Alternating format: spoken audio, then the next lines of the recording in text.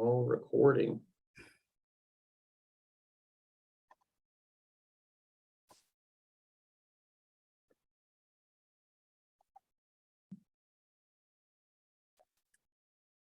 Well, it looks like people are making their way on, and so we're going to go ahead and get started. Thank you all for joining us for our October Ranching 101.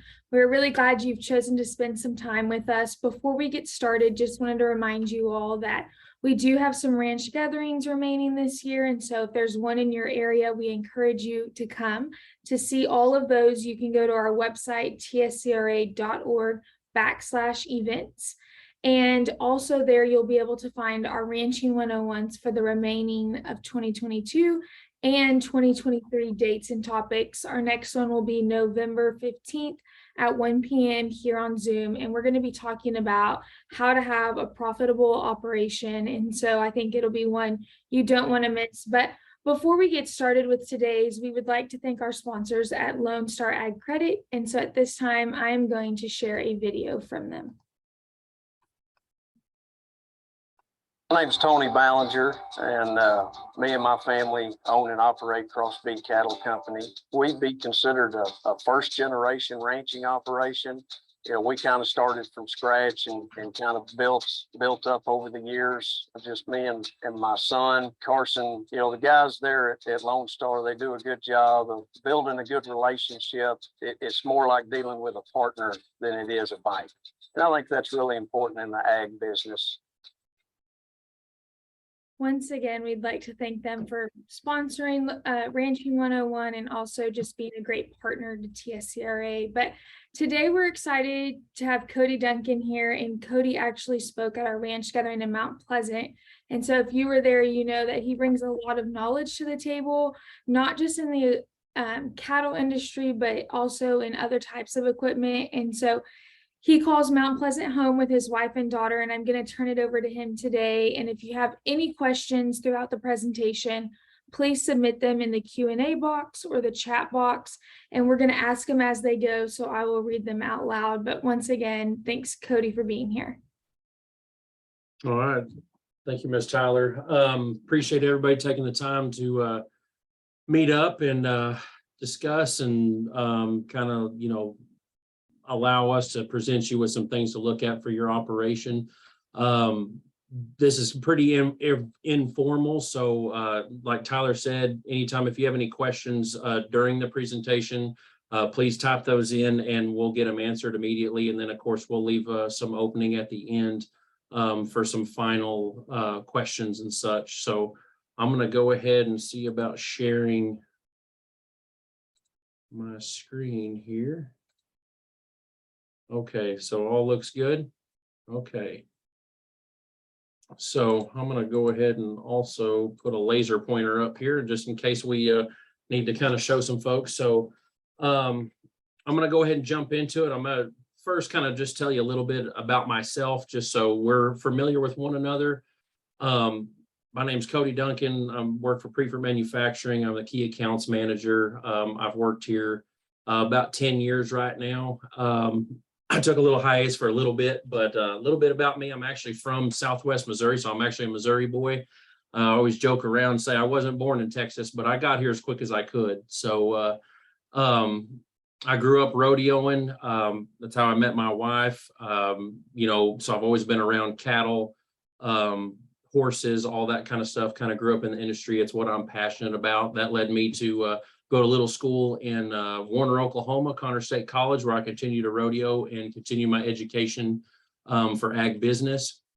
From there, I actually used to work and operate about a 13,000 acre ranch in southeastern Oklahoma, and I did that for quite a while I was in and out of school.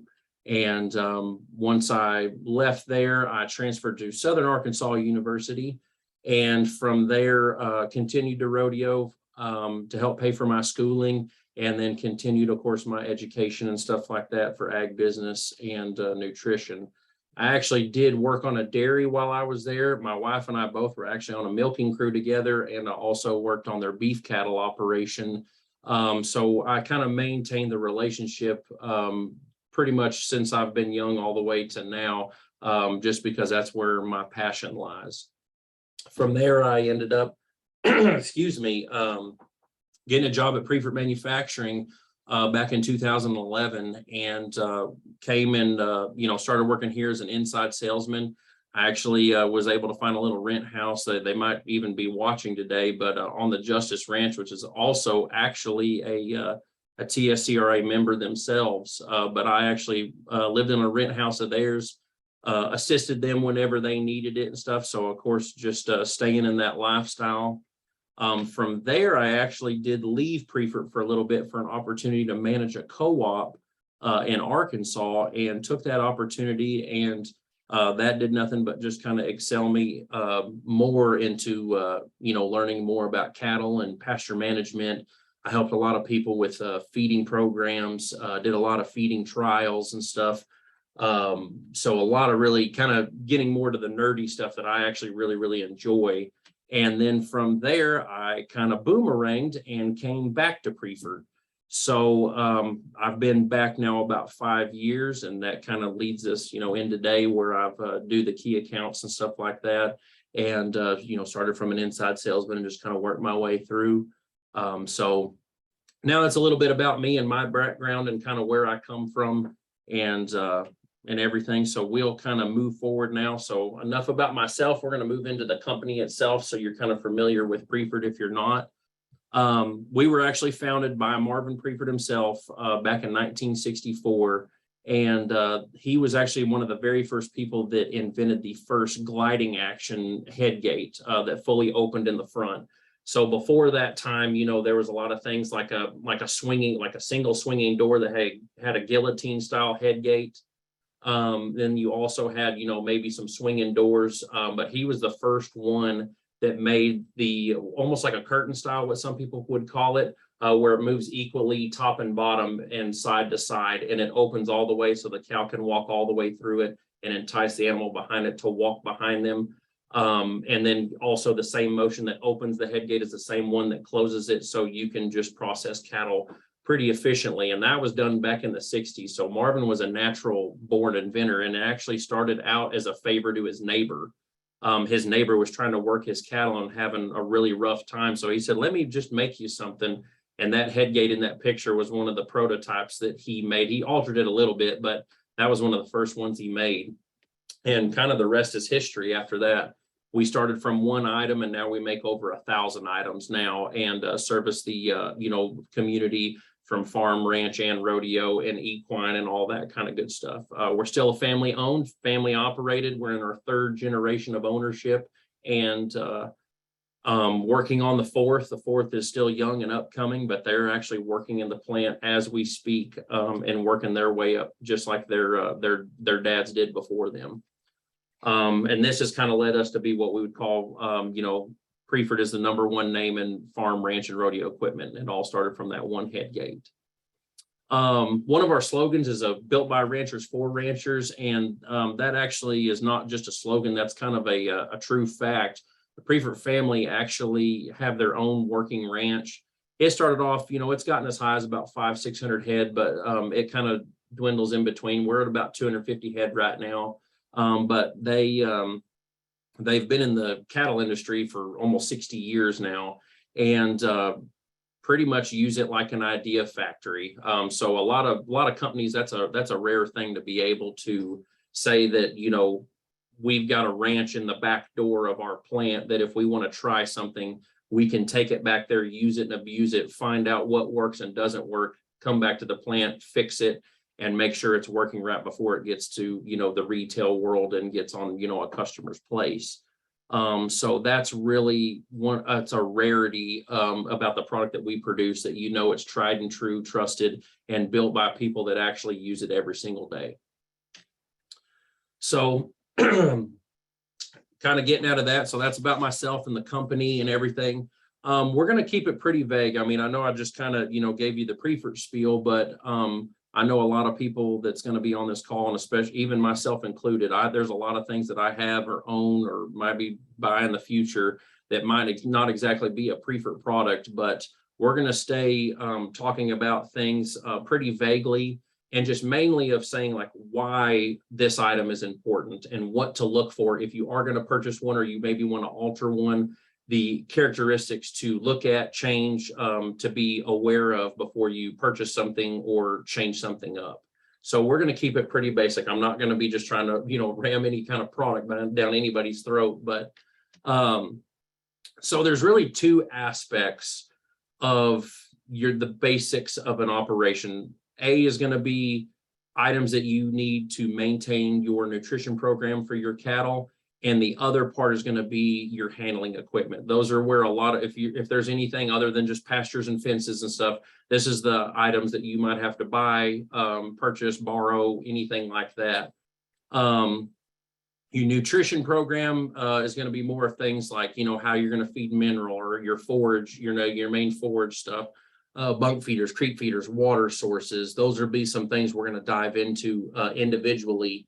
And then on your handling equipment, that's when you're going to talk about things like a squeeze chute, a head gate, your sweep, your sorting pins, panels you use in those pins, the alleys that, lead to either a working system or down towards a squeeze chute and scales. So a lot of just little different things. We're not going to spend just a terrible amount of time on that just since we are, just have an hour here. But again, if anybody gets any questions, we can answer them during this, and we can follow up later on if needed.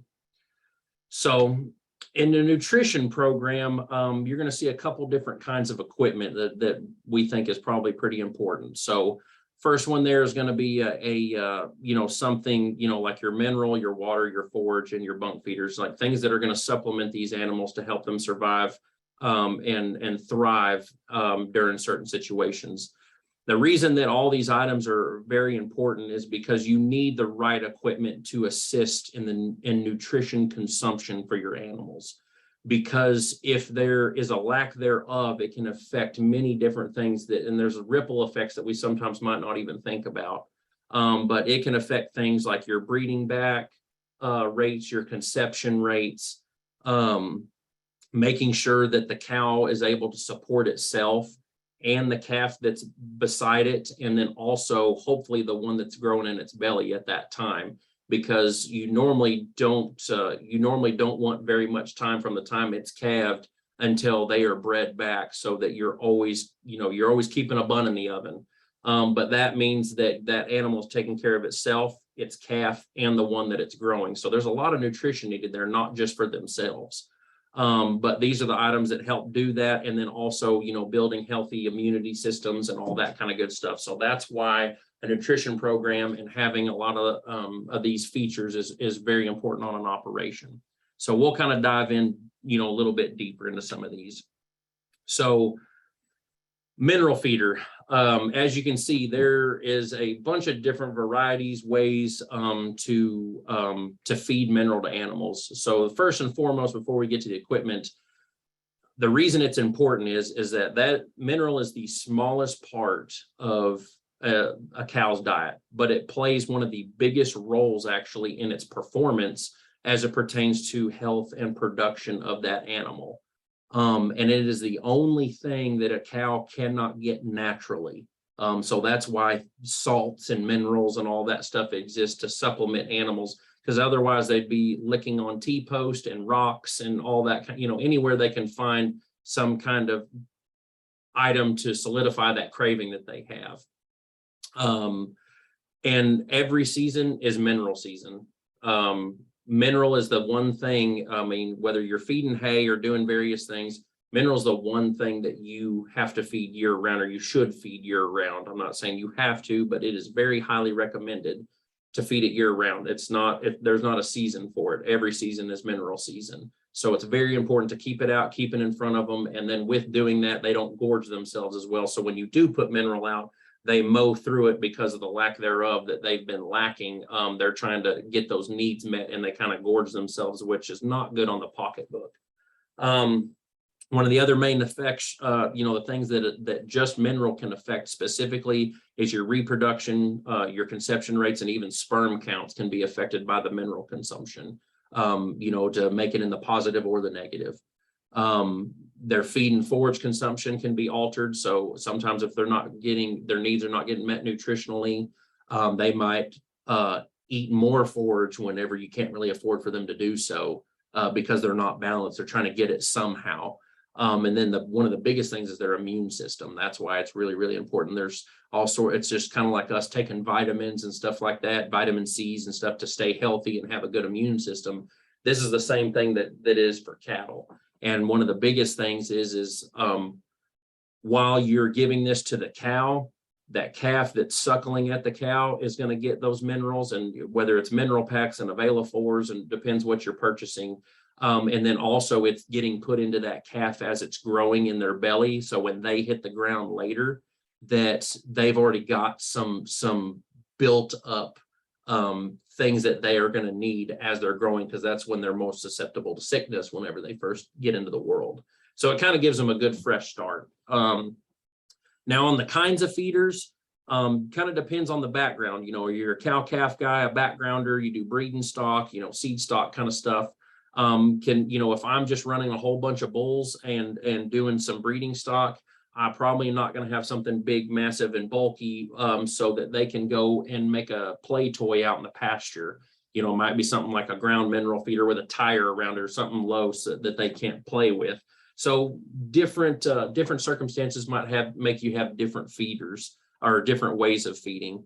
And then the main things you want to think of is just safety features on it for the animals that's using it. Making sure that if it is, like a breeding stock bulls and stuff, and there's multiple ones and they kind of get out there playing, that there's not something they can hurt themselves on while they're moving it around or playing around out in the pasture.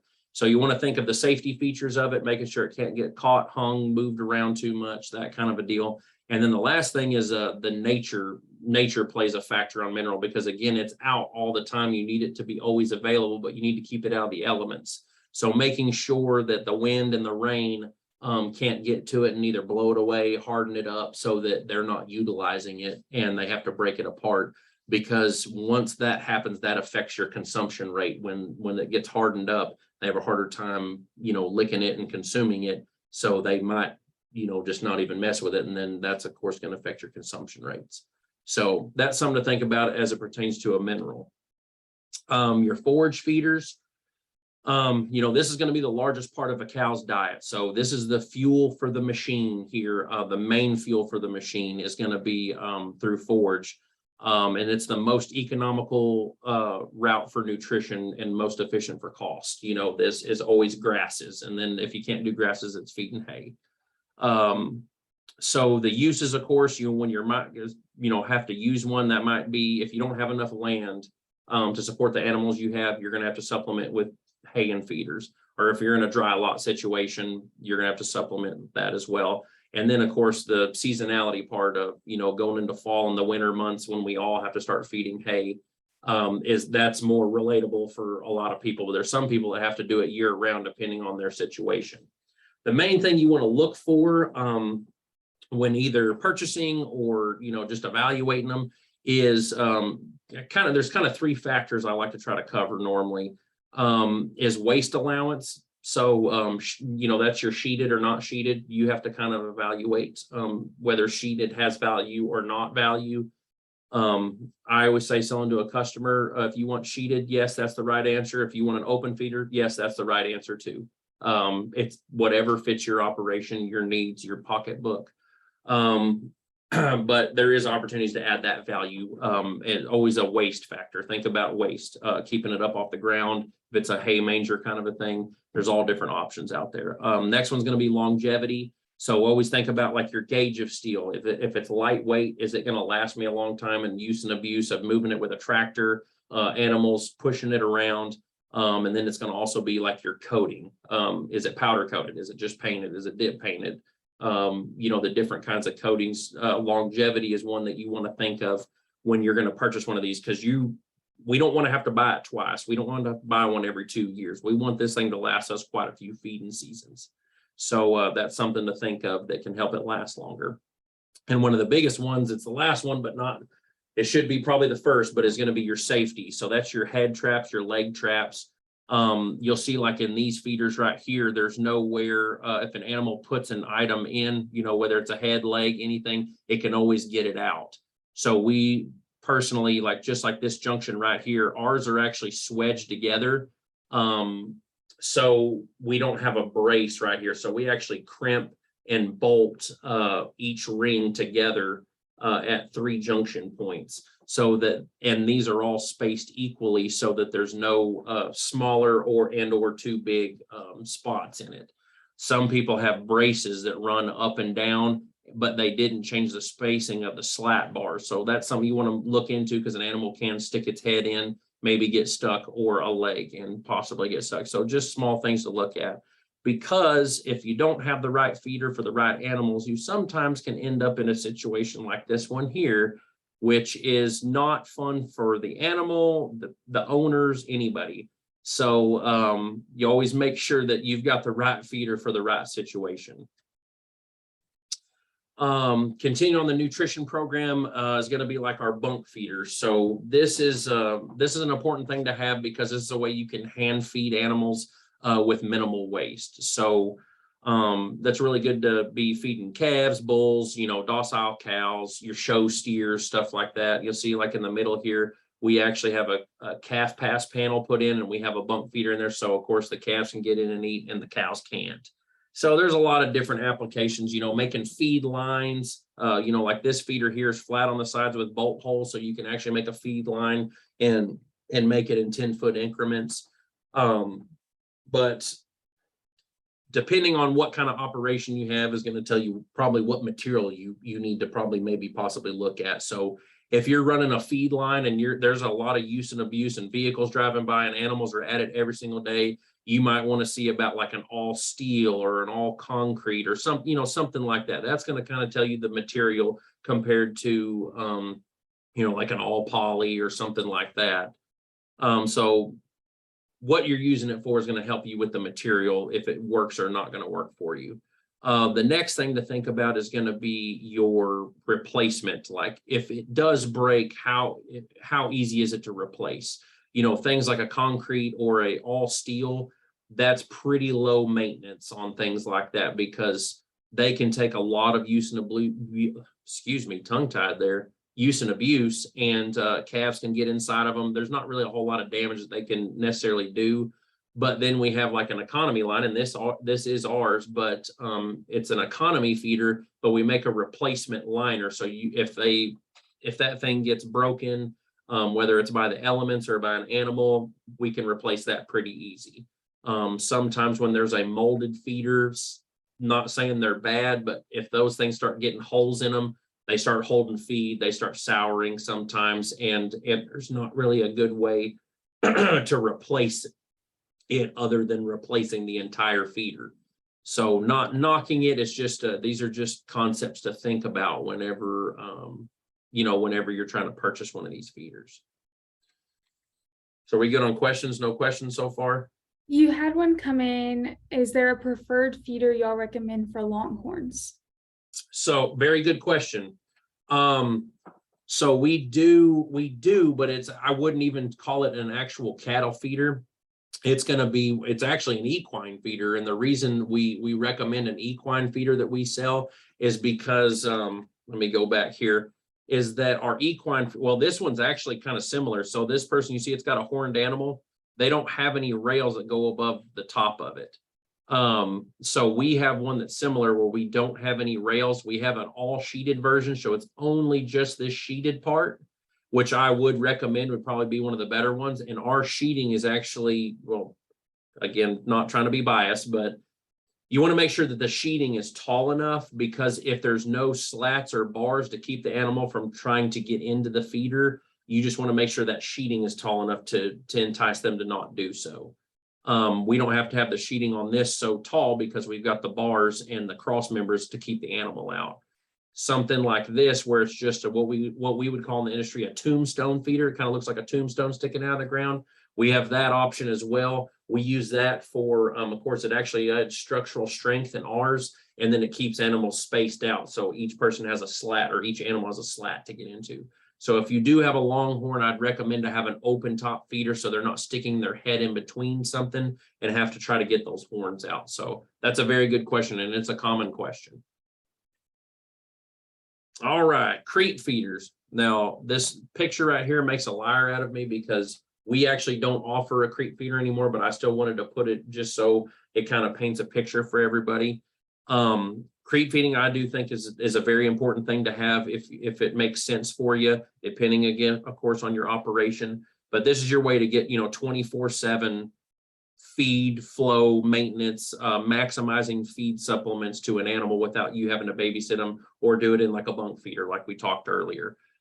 This is going to, of course, give, you an opportunity to give extra nutrition and everything, especially to calves during their the kind of the crucial growth stage that they have. So it's really great for, weaning calves, especially whenever, they've lost the supplementation of mama's milk and then they're not really great at just, doing forages completely. This is a way you can supplement them and stuff and kind of keep them on the up and up during their big growth stages, which is, in the first, 8 months of their life, is setting their bone structure, setting their cartilages and all that kind of stuff. There's a lot of the foundation of the house is being built at that time. So it's good to make sure that they have proper nutrition. Or great to have, like if you've got first time heifers you're getting ready to either sell or put out, kind of get them fed up, get them in a good fleshy state, good body score condition before you send them out to start getting bred.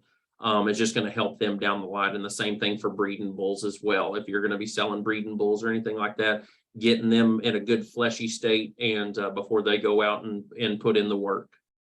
And then on all the things above will kind of help you know what size you need. Like this is, quite a few bushels right here, 5 to 6 tons can fit in here pretty easy. This is a very small one where it's about, 750 pounds. So this is kind of like a small time operation. 4 animals can get in there at a time, kind of a deal. So depending on how many animals you need to feed at one time is going to determine what size you're going to need. And then also your abilities of what kind of bulk feed you have access to is going to tell you what kind of feeder you need. This one you can tote down the road and get stuff dumped into it from a co-op or something. This one you might even have to sometimes load it up yourself because that's not enough for a truck to come to your place or have to go get a feed, a 1,500-pound sack and dump it in there, that kind of a deal. So that'll kind of help you on, the questions to ask and think about when you're talking about creep feeding. Water. This is kind of one of the last ones as on the nutrition train here. Water is something that I personally got way better educated on once I actually went to the co-op deal and started doing these feeding trials and stuff like that. I learned a lot more of the value of actually how important water is. And of course, we know the importance. It's essential. 100%. Animals, everything needs it to survive. And that can be in a pond, that can be at a stream, that can be just a regular tank. Whatever it might be. Everybody has different circumstances. But the thing you need to remember with water is that a cow, of course, with the rumen, it's like a fermentation tank. They need at least 80% of good moisture in their gut and in their rumen in order to be effective at breaking down their forage and their feed and the supplements that you have provided for them. So it's kind of like, if you think about it, like let's say like brewing beer or whiskey, who doesn't like either one of those? But they always want the coolest, the clearest, the crispest, the best water for the process. And why? Because they ferment, the corns and all that stuff, and they break it down. That's what gives them the best breakdown. That's what gives them the best result, is good, clean, crisp water. Now, depending on your situation, everybody has different circumstances. I have ponds that, cattle get it, personally cattle get into, and do a lot of people. Have some places where we got a galvanized tank there. And then in a perfect world, it's really nice if you're able to have a tank like this one, mainly because it can keep your water cooler in the summer and warmer in the winter. And then also it is always going to be as clean as possible, because like things like this that don't allow sunlight in, algae and all that stuff and funguses can't grow in water if it doesn't have sunlight. So these actually even act as barriers to keep algae from growing in, you know, because we've all cleaned out tanks and it's not fun. And normally you have to do it in inconvenient times.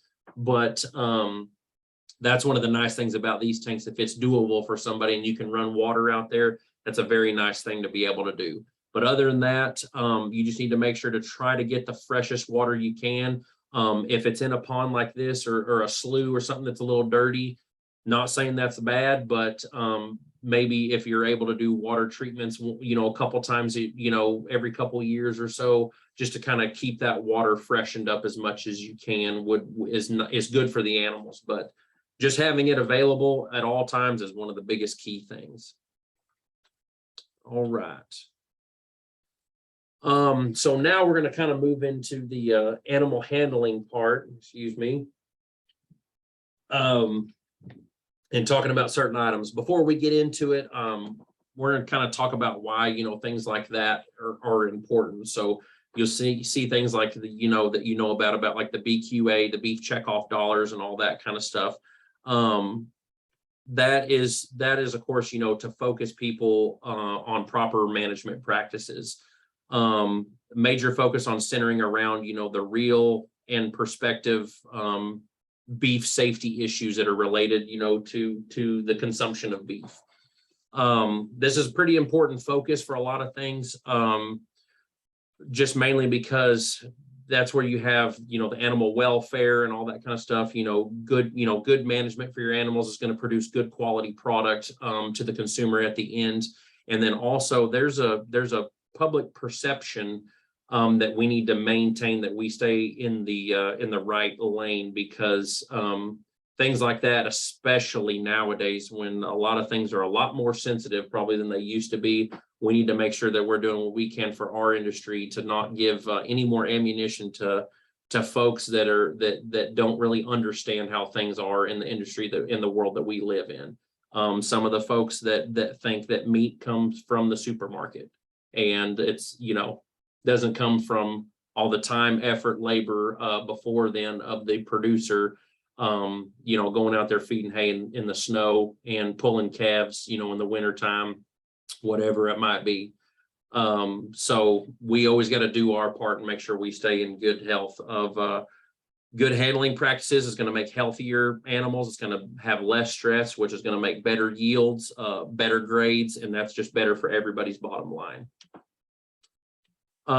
So on facilities, a proper facility, of course, before we even talk about gauges and panels and all sorts of things, one of the number ones and primary goals is that it needs to be safe. That's the first thing you need to think about. Safe, not only for the livestock, of course, but for the handler or the person involved as well, to help prevent, you know, injuries. Next is going to be your efficiencies. So that's your second goal. That's just trying to have as well of a thought out or a layout and stuff like that as you can to make you more efficient for vaccines, preg checking, tagging, tattooing, whatever your flavor is that you're needing to do.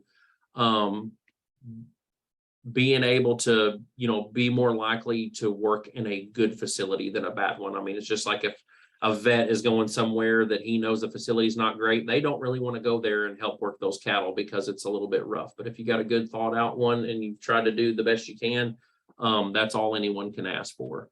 Because whenever you put these two things together, your safety and efficiency, that's going to equal your profit. Healthier animals, of course, on the safety part of it, and then being able to work them fast, quick. You get them from the catch pens to the sweep, down the alley to your squeeze chute, administer everything you need to, get them out, get them in, out, and as quick as possible and as easy as possible.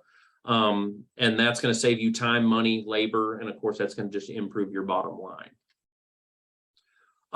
So on some of the things we're going to kind of cover is going to be, you know, we're going to kind of probably work our way backwards. We're going to start from like the squeeze chute or the head gate, you know, the head restraint of the animal, where most of your pressure is to an animal. If you were to say that animal has an experience, this is normally where it's going to be. We're going to kind of start from there, and we're going to kind of work our way kind of backwards a little bit, you know, start from the chute and work our way all the way to the pins.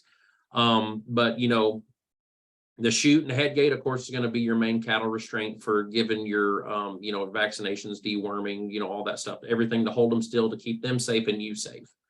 Your sweep and alleys are going to be your safe, kind of stress-free way to flow them towards your, towards your head gate or squeeze chute. And then your sorting pins, of course, that's where you're going to do the organizational part of moving stuff, sorting stuff, getting them from A to B, and trying to prep everything before you move them down the alleyway, because down the alleyway and at the chute is where a lot of our stress is at. So we want to kind of make it as easy as possible to maybe possibly separate all of our calves first, and then have all of our cows run down in an assembly line, and then work our calves afterwards, so they're not stepping over one another and trying to, possibly damage a calf. Then of course you have like your scale systems, you're monitoring your weight, whether that's for feed or for weight gain of the animal, all that kind of good stuff. And then like your loadouts and stuff like that. So, of course, there is not a one size fits all for anyone. We're all different size, shapes, sizes, budgets, all that kind of stuff.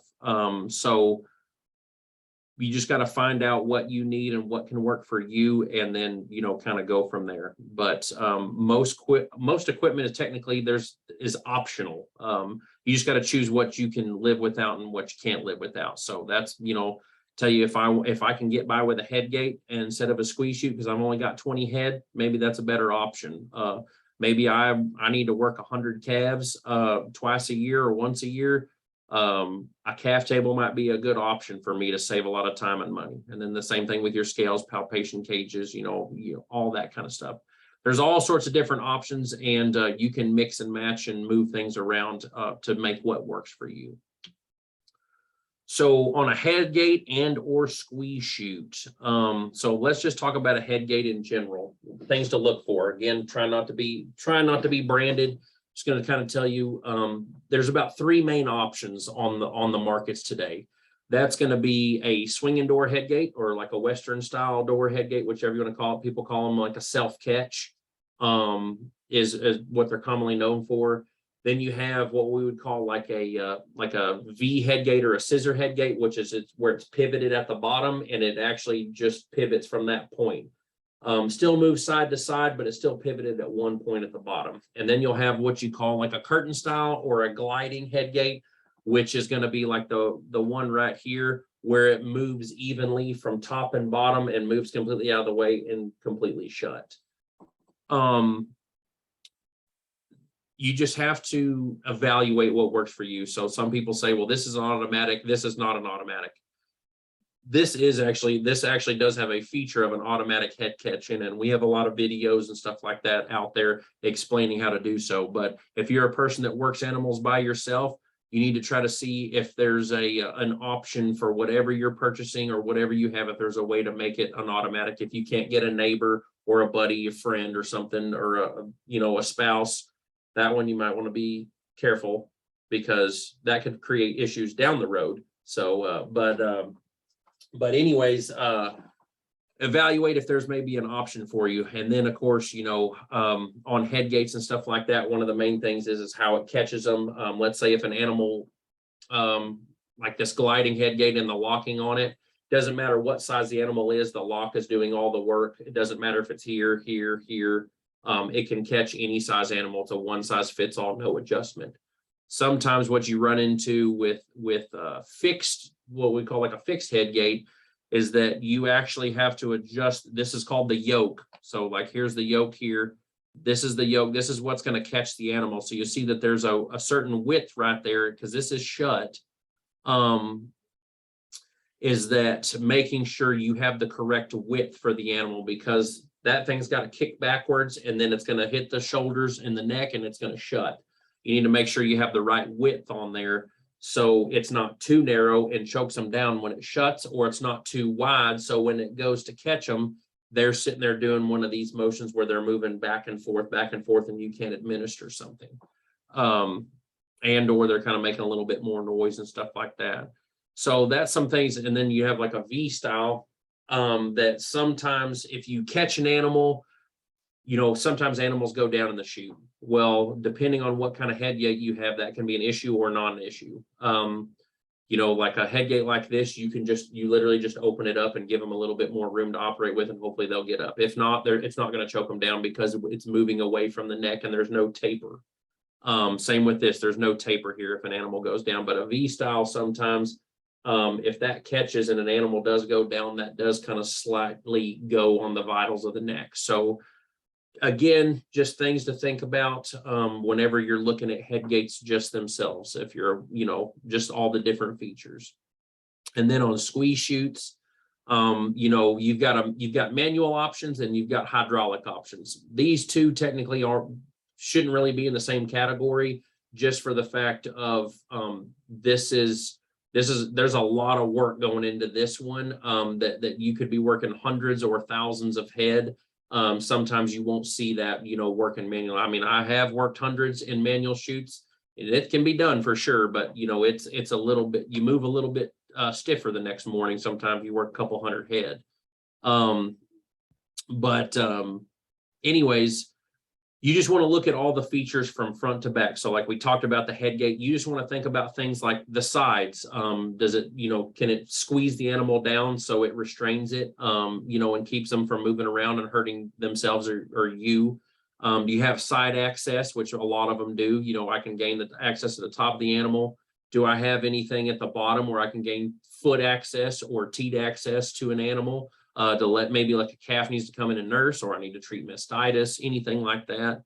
And then you can also, you know, ours, one of the nice features is it has a curved side, because we always joke around, well, I've never seen a flat-sided cow.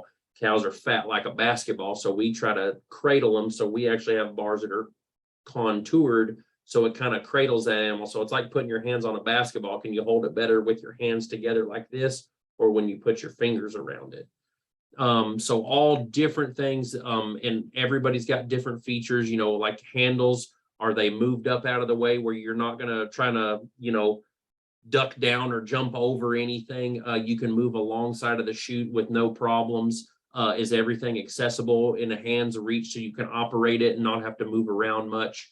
Of course, that's kind of pretty much all eliminated with hydraulic because they're all right here. But again, just things to think about when you're talking about head gates and squeeze chutes. Quick question while we're on squeeze chutes. Yeah. Do you make a standalone electric hydraulic unit to use on a hydraulic chute? Wait, say that one more time. Do you make a standalone electric hydraulic unit to use on a hydraulic chute? So we ourselves, we're always, of course, innovating and doing things different. We at this time do not have a hydraulic option. I know what they're saying is, you know, like some people, if they have really big hydraulic chutes, they've got to have hoses ran and go over to a different unit, you know, to power it and stuff like that. And some of them you have like standalone motors like this one here, everything's built into the top of it so that it can be moved if needed, but you still have all the hydraulics and stuff in the motor and everything that you need. We ourselves, to answer your question in a long way, no, we do not offer at this time a hydraulic chute that is kind of like a one stationary unit, unfortunately. I'll never say never, but right now we only have manual options as it pertains to pre-fruit. So great question. I've been wanting one for a really long time, but we'll get one day. So now we're moving behind the chute. So now we're like our palpation access. So this is like you're going to be your spot where you're going to get into the rear of the animal. If you're able to put one of these in your system, it is very, very nice feature to have in your system, because I even know sometimes there's vets or if it's somebody that's going to do AI work, they'll almost charge you extra if they have to climb over a panel every single time, up and over in order to get to the rear end of an animal. So having the ability to either, you know, like this one, it's a panel that has a gate built into it, so it's already built into the system. And then we have like an add-on feature here, and there's a lot of other manufacturers do the exact same thing, you know, that you can build it into the system, or you can have an add-on for later that you could have a pipe system, you know, like a pipe sweep and alleyway, but doesn't mean you can't purchase like a standalone palpation cage that can go, you know, right up to that alley and then hook up to a squeeze chute. So Of course, this is going to be your safe zone, behind the animal and stuff. So the animal allows you access to get to the rear of them, but also there's nothing that can come over the top of you from behind. And this gate shuts that off, and it's the same with this. And also you can gain access to either side of the alleyway. Sometimes people use them as like a pass through. Instead of having to walk around the system, they can walk right through it. So that's something, if you're able to do so, that's a great feature to have. Sweeps. So there's a whole lot. I could spend an hour just talking about sweeps, but we're not going to do that. Just to kind of let you know, there's a lot of different options out there. They're not all perfect. And again, there's some people that are permanent people. They've got pipe. I've worked in multiple ones.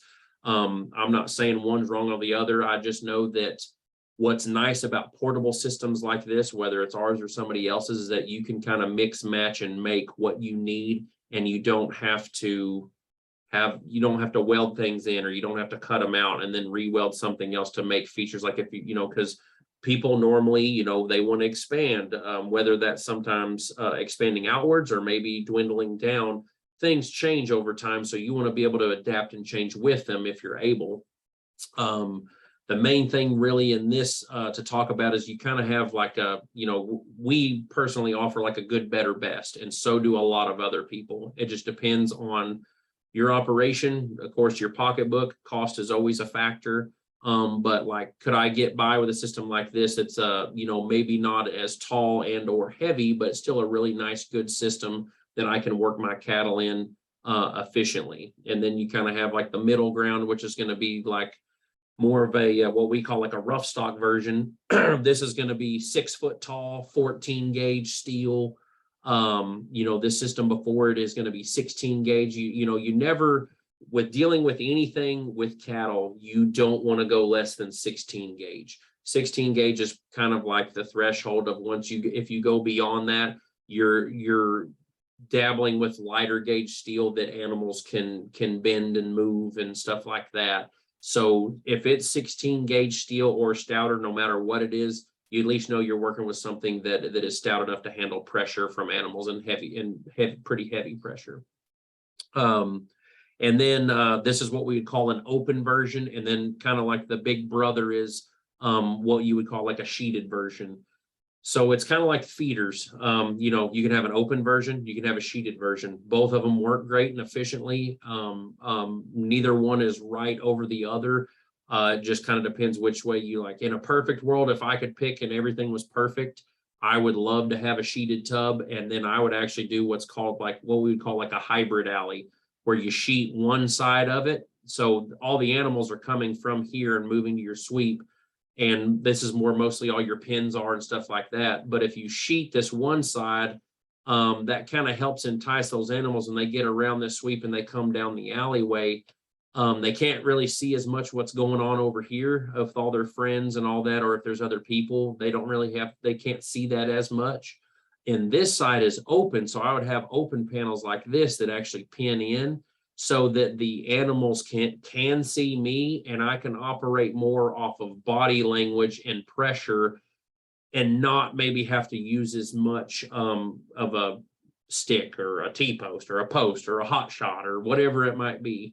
That I kind of can help use the fight or flight method that cattle have of getting behind their eye or behind their point of balance. You have a certain point in a cow when you walk past them that it entices them to want to back up. And I said entices, not forces, because we all know there's sometimes you can, beat a cow in the rear end and they won't go forward. But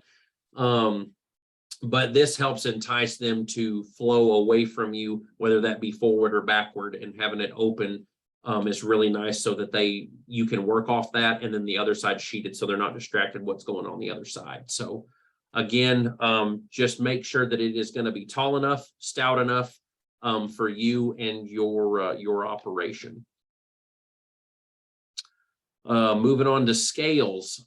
So one of the biggest things, of course, for scales is you can't manage what you can't measure. Now, this is one of those things that used to probably not be very common, but it's becoming more common, and it just kind of depends on the situation. There's some people that this is an absolute must. They have to have a set of scales. Then you have a small time operator like me that I have not invested in it yet. Not saying I'm not going to, but I have not invested in it just yet. But I also want to have the right setup in order to utilize them correctly.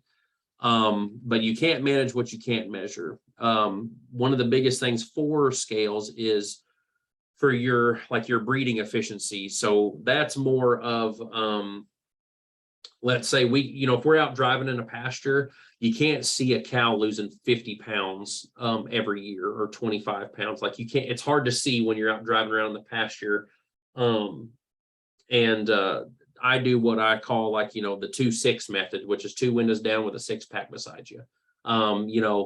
That's not as efficient as having a set of scales. You can't see 50 pounds being lost every year and knowing that animal has already reached its genetic potential and might be on the downward slope, and you might need to cull them from your herd because they're just going to have trouble each year getting that weight back on and stuff after they've calved and all that kind of stuff, or pulling calves off of them earlier and stuff to bring that cow back to life.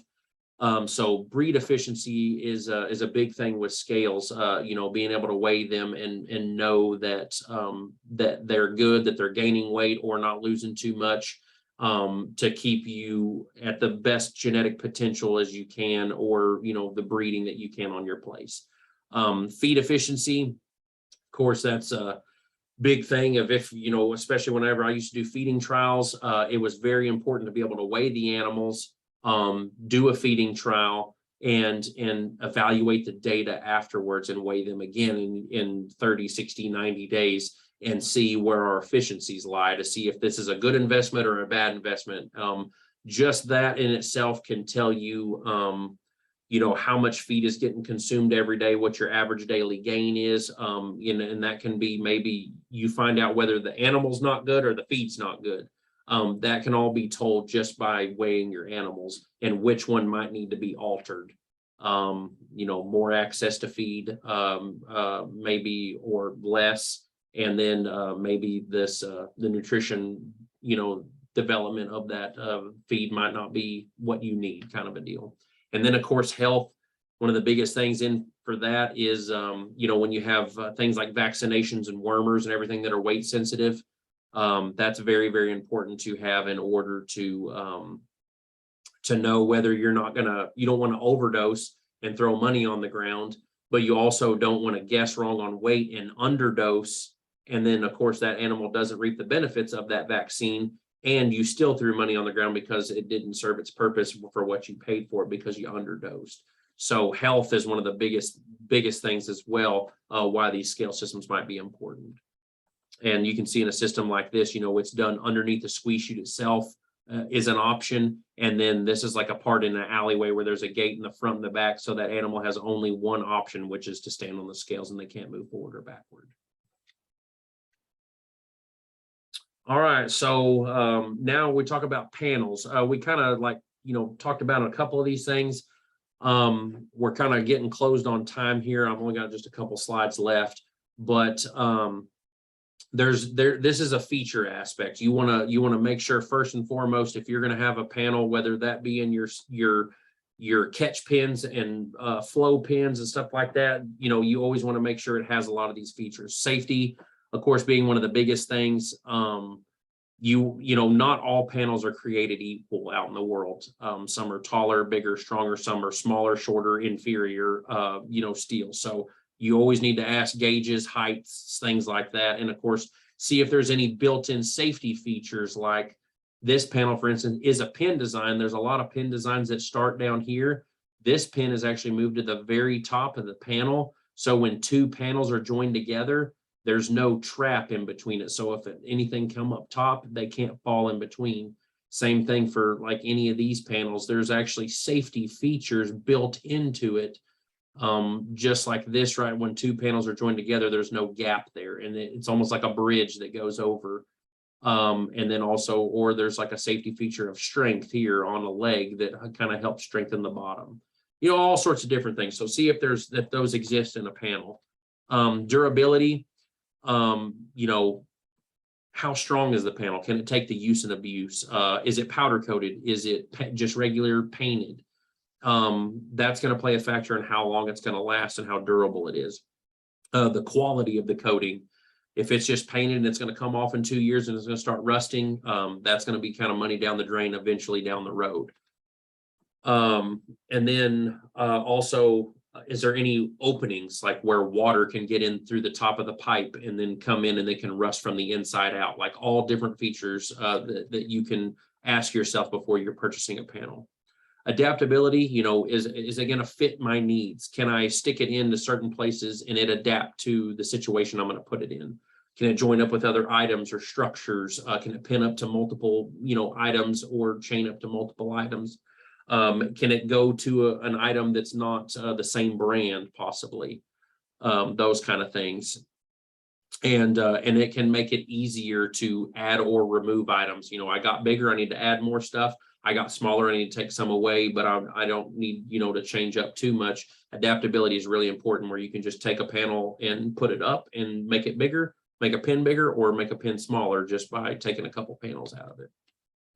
Open and sheeted, we already kind of touched on a little bit, both just, you know, special features that panels can or cannot have.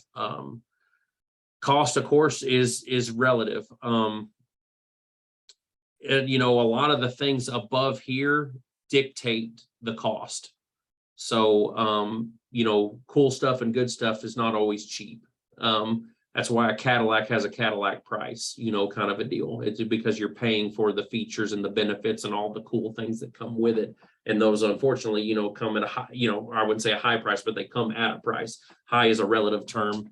What I think's high and what Tyler thinks high might be different, you know, so cost is a relative deal. You just got to make sure for what you're getting for the dollar transaction that it is that it's a fair trade. Make sure that that thing is going to last you a long time. It's not going to be cheap or inferior where you're going to have to buy it twice.